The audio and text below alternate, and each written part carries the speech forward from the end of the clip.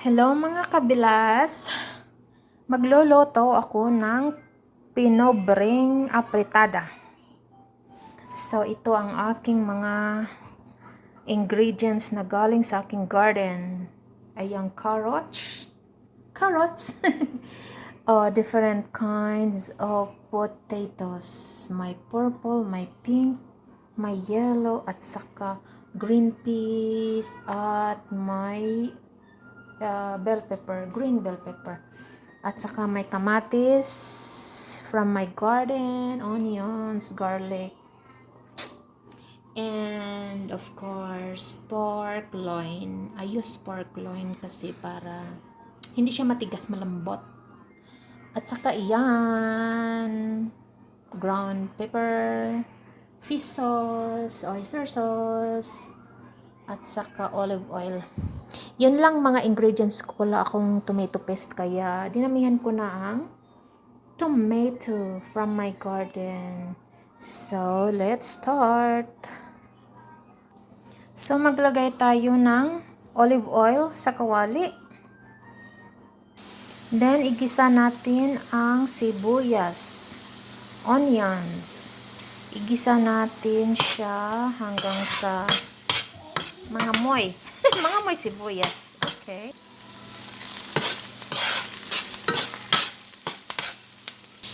Tapos yung bawang.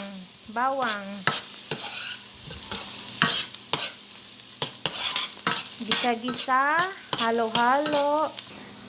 So, ilagay ko na tong tomato, diced tomato. Damihan ko na ang tomato kasi wala akong tomato paste. Okay? Wala akong pambili. Pero marami akong kamatis galing sa garden. Kaya, yun na. Gamitin natin ang tomato from my garden. Takpan. Halo-halo para madurog ang kamatis. Saka pag durog na siya, ilagay natin ang pork loin. Then, halo-halo.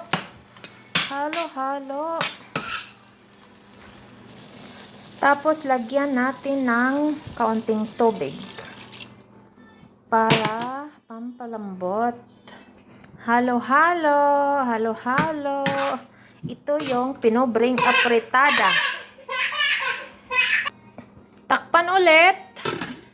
Pakuluan at palambutin ng mga 10 minutes. So, 10 minutes na. Buksan natin. Check natin.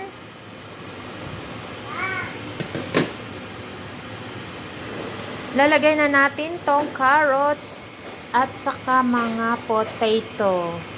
Maliban sa peas and bell pepper, mamaya na yan. So, nailagay ko na yung mga carrots at potatoes. Kaya, haluin.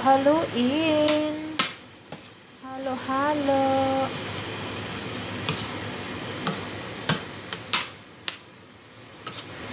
Pagkatapos haluin, takpan ulit. Tapos, palambutin ng mga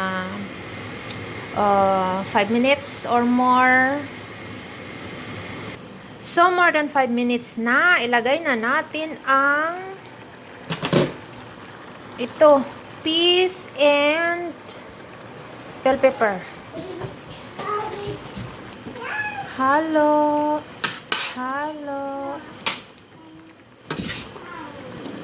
Pinobring apritada. Halo-halo lang lahat. Itong mga gulay galing to lahat sa aking garden. Organic yan. Walang mga pesticides. Takpan na natin. Tapos wait for 3 to 5 minutes. So, lagyan na natin ng pampalasa. Ito yung fish sauce. Okay. And lagyan din natin ng ground black pepper.